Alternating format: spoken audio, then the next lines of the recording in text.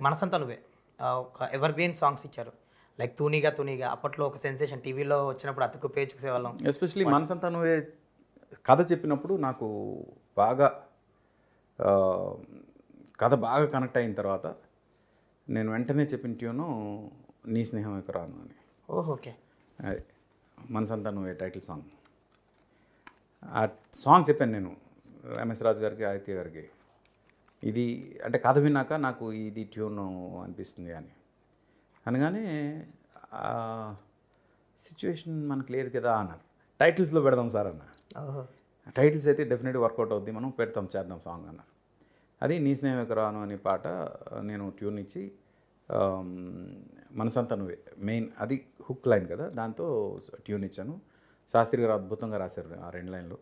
రాసిన తర్వాత అది రికార్డ్ చేసాం. చేసిన తర్వాత టైటిల్స్ కోసం అనుకుని చేసింది. అలాంటిది క్లైమాక్స్కి వచ్చేసరికి అంత సాటిస్ఫాక్షన్గా లేదే క్లైమాక్స్ అని అందరూ యూనిట్ ఫీల్ అవుతున్నప్పుడు కృష్ణారెడ్డి గారు ఎడిటర్ గారు ఆయన ఈ సాంగ్ తోటి క్లైమాక్స్ ఎడిట్ చేశారు. ఎడిట్ చేసిన తర్వాత అప్పుడు చూసి సినిమా చాలా పెద్ద హిట్ అయిపోద్దబ్బా, అసలు నెక్స్ట్ లెవెల్ ఉంది క్లైమాక్స్ అన్నారు. సేమ్ యూనిట్, అదే యూనిట్ ఎవరైతే సాంగ్ లేకుండా చూసారో సాంగ్తో చూసినప్పుడు ఆ ఫీల్ వచ్చింది. అందుకు సాంగ్ తాలూకు ఇంపాక్ట్ అంటే మ్యూజిక్ తాలూకు ఇంపాక్ట్ ఎంత ఉంటుందో. అందుకే గోపాలకృష్ణ గారు అంటారు ఆర్పి తన మ్యూజిక్తోని మ్యాజిక్ చేసేస్తాడు, సాంగ్ పెట్టి లేని దాన్ని చాలా ఎలివేట్ చేసేస్తాడు అని. అయితే అక్కడ ఆ సిచ్యువేషన్కి అది ఎంత బాగా యాప్ట్గా సెట్ అయిందంటే ఇంకా అప్పటి వరకు కొంచెం డౌట్ఫుల్గా ఉన్న యూనిట్ అందరూ ఎక్స్ట్రాడినరీ కాన్ఫిడెంట్ అయిపోయారు ఆ ఎడిటింగ్ అయిపోయిన తర్వాత ఆ సాంగ్తో. అందుకు క్లైమాక్స్ మీరు మనసంతా నువ్వే సాంగ్ తోటి ఎడిట్ చూస్తే అద్భుతంగా ఉంటుంది, ఎక్స్ట్రాడినరీగా ఉంటుంది. మీరు చెప్పాక ఇప్పుడు తెలుస్తుంది అది. సో అలా ఇది మీరు ఆదిత్య గారు కదండి, ఆయన చెప్తారు బాగా.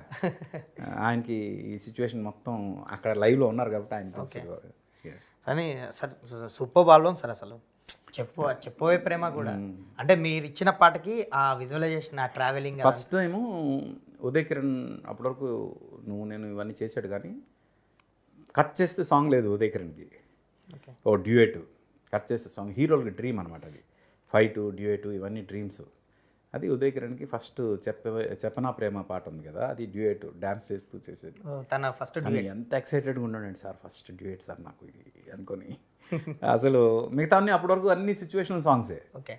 అంటే సిచ్యువేషన్ పరంగా యాక్ట్ చేయడం తప్పితే చిత్రం నువ్వు నేను అన్నీ కూడా ఫస్ట్ టైం కట్ చేస్తే ఒక డ్యూయట్ వచ్చింది నాకు అని చాలా ఎక్సైటెడ్గా ఉన్నాడు. అది ఇట్స్ మనసంతా నువ్వే ఇస్ అగైన్ ఇప్పుడు ఈ 14th రిలీజ్ అవుతుంది ఫిబ్రవరి 14th రిలీజ్ అవుతుంది. ఉదయం మిస్ అవుతున్న వాళ్ళందరూ మళ్ళీ చూడొచ్చు. అట్ ది సేమ్ టైం ఆ సినిమాతో పాటు మ్యూజిక్తో పాటు ట్రావెల్ అయిన వాళ్ళందరూ ఒక్కసారి మళ్ళీ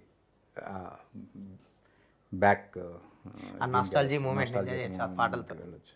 లైక్ అప్పుడు పాటలు కూడా అసలు ఆడియో క్యాసెట్లు భలే ఉండేది సార్. సైడ్ బి అవన్నీ నేనే సెట్ చేసేవాడిని. ఎందుకంటే 2 వైపులు లెంత్ సేమ్ ఉండాలి కదా. ఒక్కొక్క సాంగ్ ఒక్కొక్క లెంత్లో ఉంటుంది. ఏ సాంగ్ ఏ 3 సాంగ్లు ఎటు ఉండాలి, ఏ 3 సాంగ్లు ఎటు ఉండాలి, అప్పుడు ఈక్వల్ లెంత్లు వస్తాయి. దాని మీద వర్క్ చేసేవాళ్ళం చాలా. అదొక పెద్ద కసరత్తు ఉండేది మాకు.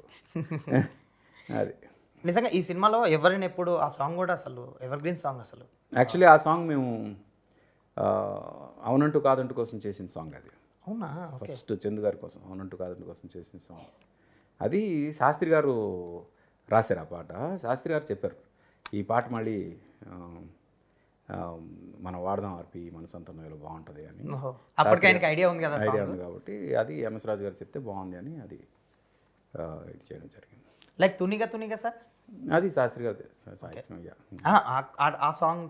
అది చిల్డ్రన్ అంటే ఇప్పటికి చూసే చైల్డ్ ఎపిసోడ్లో బెస్ట్ సాంగ్ అనిపిస్తుంది కదా.